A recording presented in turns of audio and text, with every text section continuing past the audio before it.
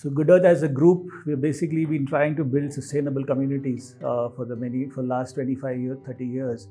And we started off in Kerala, in Cochin, and then when we moved to Bangalore, we kind of saw there was a lot of opportunity for this. We initially started building smaller communities and we realized there was a lot of advantages of going to scale.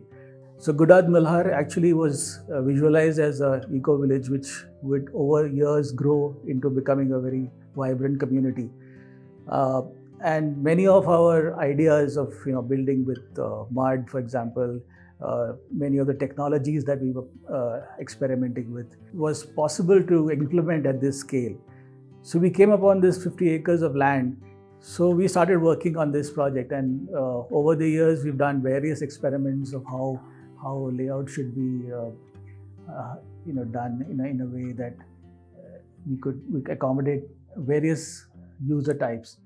So the first community footprints we did, actually we went ahead and made it completely car free, and the market took it very well, and that gave us a lot of impetus, and we kind of made sure that we in future do many of these communities. So then we did another community called Resonance, where we gave car access to the houses, but we made sure that the car was not the priority.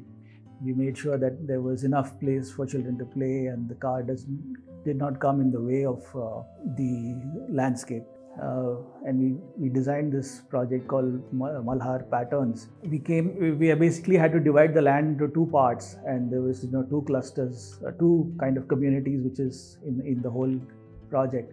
So this Patterns A and B, which also has a large sports club and a football field, which services the entire Malhar community.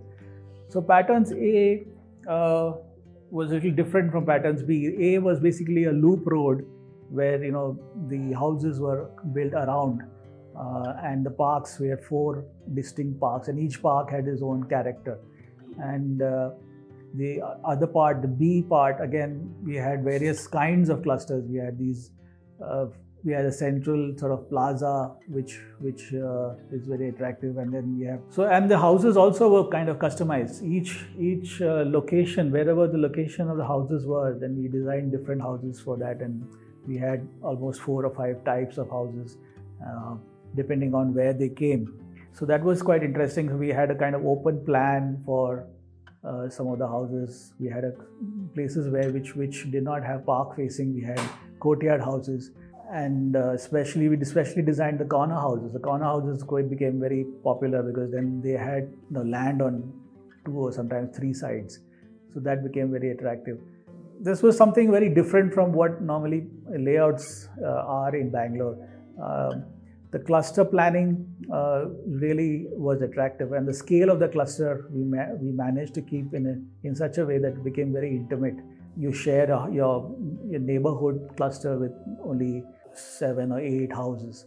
So that really hit off, and since the pandemic, this has been really a popular place to come and live. So the GoodEarth Malhar Eco-village actually taught us a lot of things, and it's a growing community. We are very happy to take this to the next level. What we learned that we are just not consumers of real estate. We produce something, and the lifestyle that we encourage has taken us to a different level. We now started a project where we do eco-farming, and natural farming is something that we've been always wanting to do. And all the produce also which we bring here, and we have built a store where people can enjoy the produce. So we basically know that this community is going to be a vibrant community where many things and projects which are not just here but all over India. So GoodEarth sees itself a role model in trying to bring these new technologies to the market.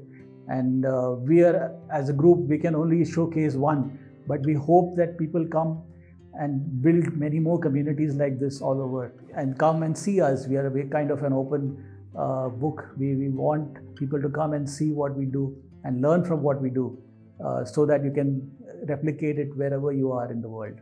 Thank you.